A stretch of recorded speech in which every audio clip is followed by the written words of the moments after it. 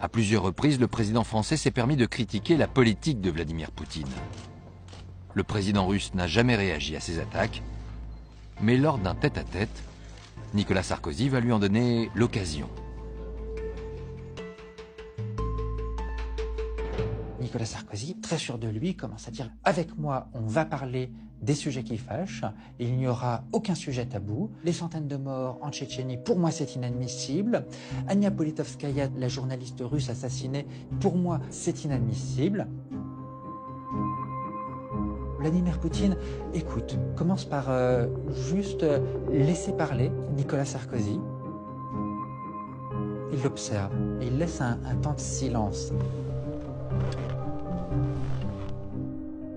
Un temps de silence qui d'ailleurs installe une certaine gêne. Et puis il prend un air un peu narquois et lui demande « C'est bon, t'as fini là ?»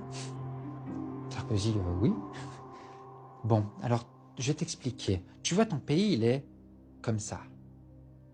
Mon pays, il est comme ça.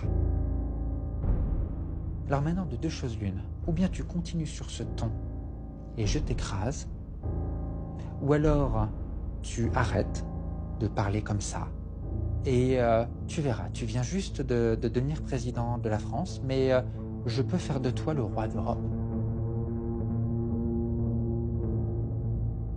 On m'a juste dit que son discours était ponctué d'insultes, de propos humiliants, de façon à vraiment imposer sa volonté à Nicolas Sarkozy. Et Nicolas Sarkozy va être juste éberlué. Il n'en vient pas.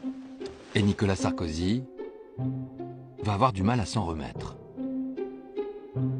Il est encore sous le choc de cette conversation lorsqu'il se présente à sa conférence de presse. Mesdames et messieurs,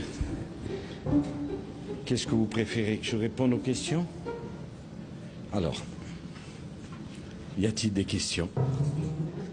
Dans la salle, tout le monde s'en rend compte.